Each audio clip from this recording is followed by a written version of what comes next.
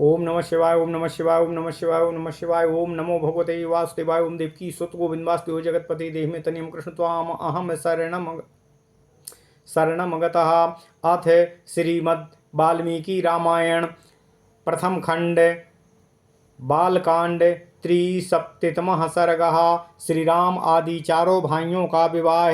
ओम नमः शिवाय, ओम नमः शिवाय। यस्मिंस्तु दिवसे राजा चक्रे गोदानमुत्तमं तस्मिंस्तु दिवसे वीरो युधाजितो समुपेयिवानो पुत्रः कैकेयराजस्य साक्षाद् भरमता तमातुलः दृष्ट्वा पृष्ट्वा चाकुशलं राजानो मिदं ब्रवीतो। ओम नमः शिवाय। कैकेयाधिपति राजा स्नेहात् कुशलं ब्रवीतो। येषां कुशल कामोऽसि तेषां सम्प्रत्यय नाम यमो। स्वास्त्रियं मम राजेन्द्रो द्रष्टुकामो महीपति तदर्थमुपयातोऽहमयोध्यां रघुनन्दन। ओम नमः शिवाय। श्रुत्वा त्वाहमयोध्यायां विवाहार्थं तवात्मजानो मिथिलामुपयातांस्तु त्वया सह महीपते।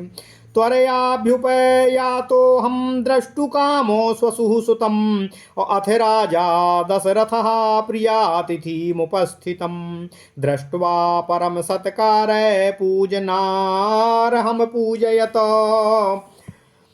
ततस्तामुसितो रात्रिं सह पुत्रैर्महात्मभिः प्रभाते पुनरुत्थाय कृत्वा कर्माणि तत्त्ववित् ऋषिस्तदा पुरस्कृत्य यज्ञवाटमुपागमत्। ओम नमः शिवाय। युक्ते मुहूर्ते विजये सर्वाभरणभूषिते भ्रातृभिः सहितो रामः कृतकौतुकमङ्गलः वसिष्ठं पुरतः कृत्वा महर्षीन् परानपि वसिष्ठो भगवानेत्यद्वैदेहीमिदं ब्रवीतो। ओम नमः शिवाय, ओम नमः शिवाय। राजा दशरथो राजन् कृतकौतुकमङ्गलः अपुनः पुत्रैर्नरे वरश्रेष्ठो दातारमभिकाङ्क्षति।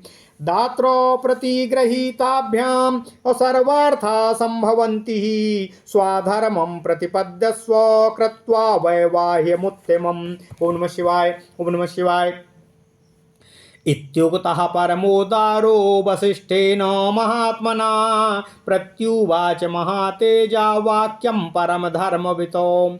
का स्थितः प्रतिहारो मे कास्याज्ञां सम्प्रतीक्षते स्वागृहे को विचारोऽस्ति यथा राज्यमिदं तव कृतकौतुक सर्वस्वा वेदिमूलमुपागताः मम कन्या मुनिश्रेष्ठा दीप्ता वह्नेरिवार्चिसाः सद्योऽहं त्वत्प्रतीक्षोऽस्मि वेद्यमास्यां प्रतिष्ठितः अविघ्नं क्रियतां सर्वं किमर्थं हि विलम्ब्यते तद्वाक्यं जनकेनोक्तं श्रुत्वा दशरथस्तदा अप्रवेशयामास सुतान् सर्वान् ऋषिगणानपि ततो राजा विदेहानां वसिष्ठमिदं ब्रवीत अकारयस्व ऋषे सर्वा मृष्यभिः सरधार्मिकाः रामस्य लोकरामस्य क्रियां वैवाहिकीं प्रभो तथेत्युक्त्वा तु जनकं वसिष्ठो भगवान् ऋषिः अविश्वामित्रं पुरस्कृत्य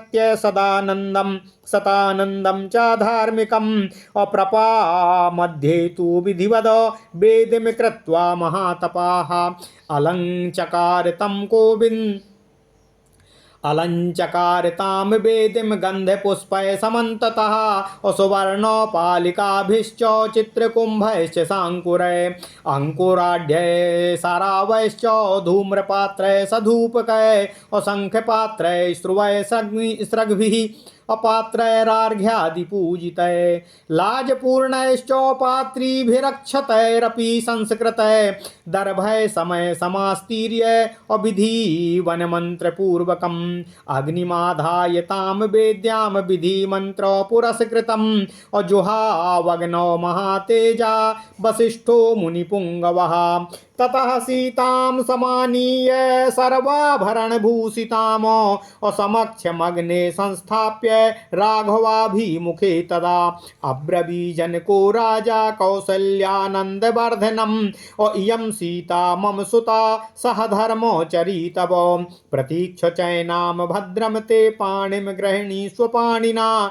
पतिव्रता महाभागा छायेवानुगता सदा इत्युक्त्वा प्राक्षिपद राजा मंत्रपूतं जलं तदा साधु साध्विति देवानां ऋषीणां वदतां तदा। ओम नमः शिवाय। देवदुन्दुभिर्निर्घोष देवदुन्दुभिर्निर्घोष पुष्पवर्षो महान् भूत एवं दत्त्वा सुतां सीतां मन्त्रोदक पुरस्कृताम् अब्रवीजनको राजा हर्षेणाभिपरिप्लुता और लक्ष्मणा गच्छ भद्रं ते उर्मिला मुद्यतां मया प्रतीक्ष पाणिं गृहिणी स्वमां भूत कालस्य पर्ययः और तमेव मुक्त्वा जनको भरतं चाभ्यभासत गृहाण पाणिं मांडव्या पाणिना रघुनंदना शत्रुघ्नं चापि धर्मात्मा अब्रवीन् मिथिलेश्वरः श्रुतिकीर्तेर्महाबाहो पाणिं गृहिणी स्वपाणिना सर्वे भवन्तः सौम्याश्च सर्वे सुचरितव्रताः पत्नीभिः सन्तु काकुत्स्था मा भूतकालस्य पर्ययः और जनकस्य वचा श्रुत्वा पाणिनो पाणिभिरस्पृशन् चत्वारास्ते चतसृणां वसिष्ठस्य मते स्थिता अग्निं प्रदक्षिणं कृत्वा वेदिं राजानमेव च। ओम नमः शिवाय। ऋषिश्चापि महात्मानः सह भार्यां रघुद्वः यथोक्तेन ततश्चक्रुर्विवाहं विधिपूर्वकं पुष्पवृष्टिर्महात्यासीदन्तरिक्षाद् शुभास्वराः और दिव्यदुन्दुभिर्निर्घोषैर्गीतवादित्रनिस्वनैः और नंद्रतुश्चाप्सरः संघा गंधर्वाश्च जगुः कलम विवाहे रघुमुख्यानां तदद्भुतं दृश्यताः ईदृशे वर्तमाने तु तूर्योदघोष्ठनिनादिते और त्रिरग्नीते परिक्रम्य ऊहुर्भार्यां महौजसा अथोपकार्यम जगमुस्ते सभार्या रघुनंदना और राजाप्यानुयौ पश्यन् सरसी संग सबांधवाः। ओम नमः शिवाय। ओम नमः शिवाय। ओम नमः शिवाय। ओम नमो भगवते वासुदेवाय। ओम देवकी सुत गोविंद वासुदेव जगतपते देहि मे तनियम कृष्ण त्वाम अहम शरणम गतः।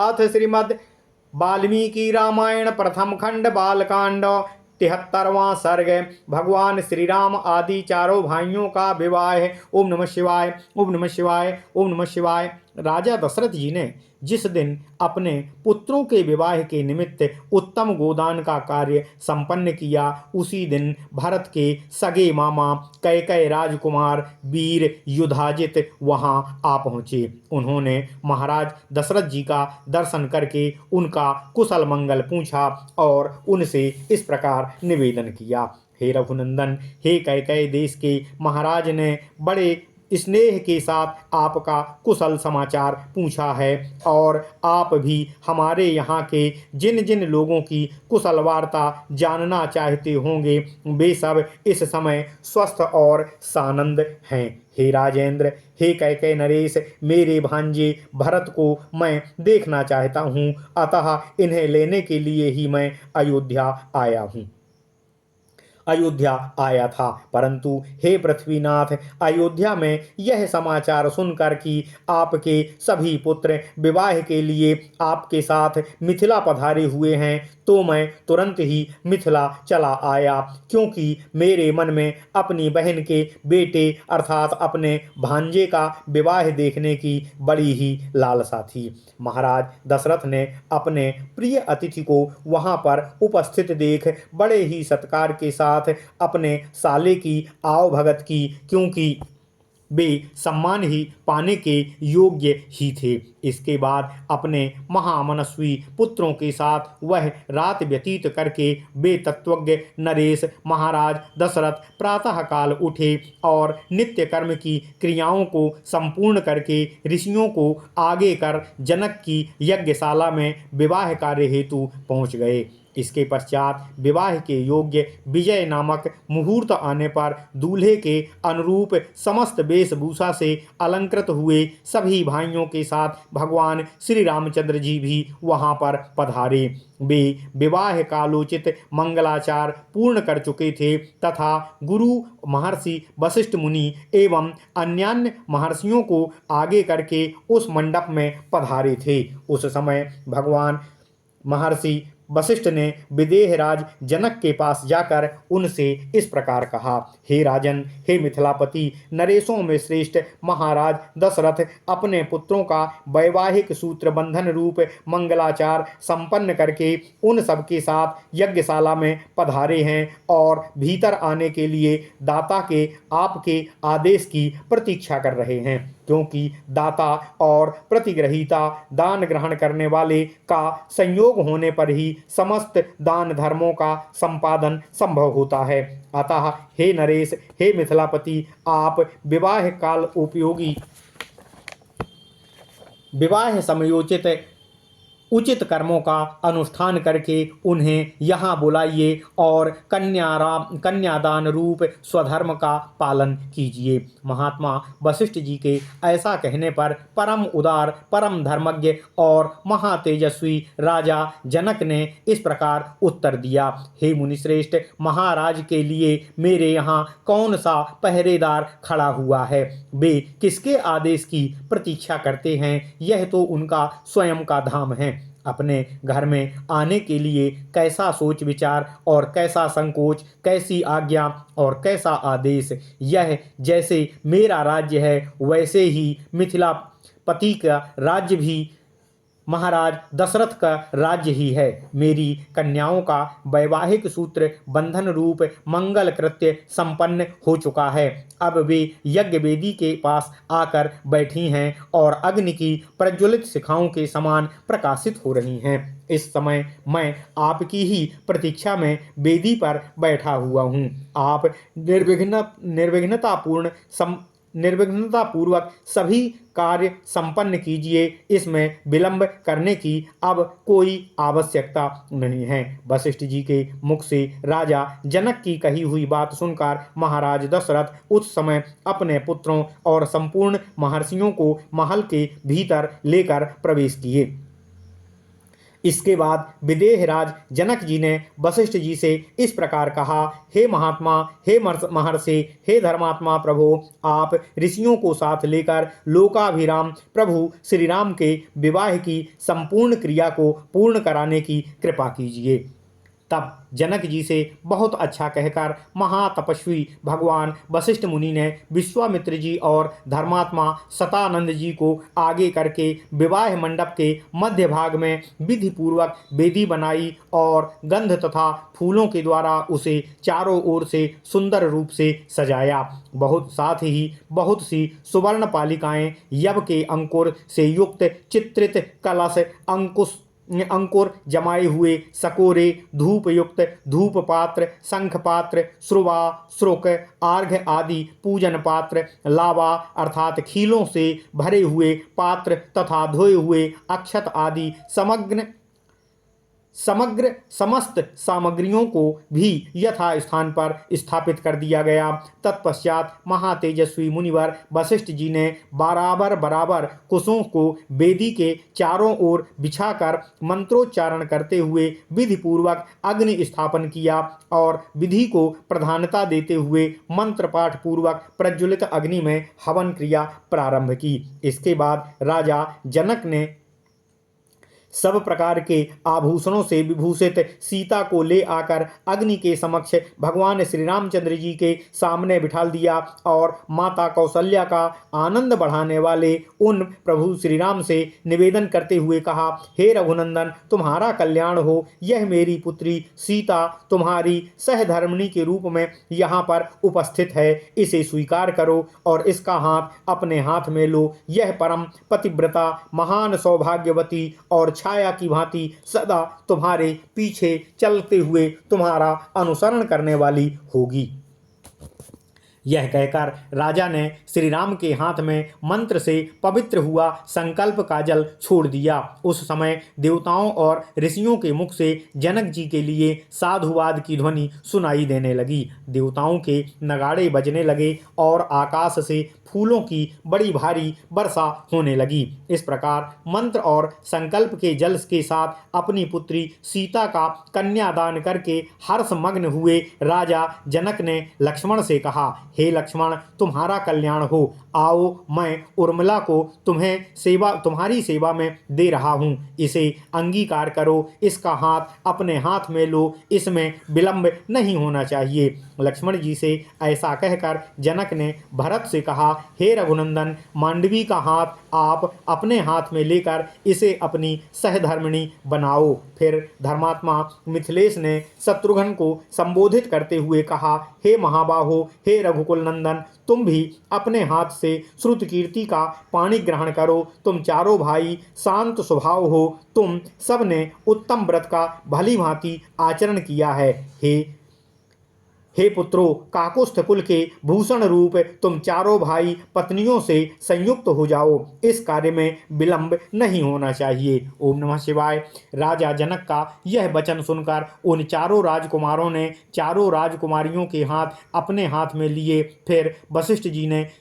फिर वशिष्ठ जी की सम्मति से उन रघुकुल राज महामनस्वी राजकुमारों ने अपनी अपनी पत्नी के साथ अग्निवेदी राजा दशरथ तथा ऋषि मुनियों की परिक्रमा की और वेदोक्त विधि के अनुसार वैवाहिक कारण पूर्ण हुआ।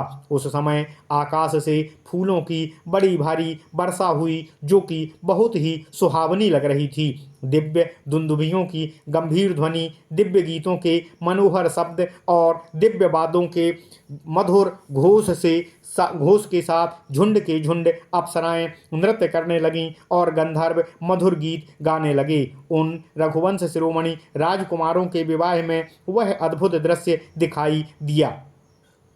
शहनाई आदि बाजों के मधुर घोष से गूंजते हुए उस वर्तमान विवाहोत्सव में उन महातेजस्वी राजकुमारों ने अग्नि की 3 बार परिक्रमा करके पत्नियों को स्वीकार करते हुए विवाह कर्म को संपन्न किया। इसके बाद रघुकुल को आनंद प्रदान करने वाले वे चारों भाई अपनी पत्नियों के साथ जनवासे में चले गए। राजा दशरथ भी ऋषियों और बंधु बांधवों के साथ पुत्र और पुत्र वधुओं को देखते हुए उनके पीछे पीछे जनवासे की ओर प्रस्थान किया। ओम नमः शिवाय।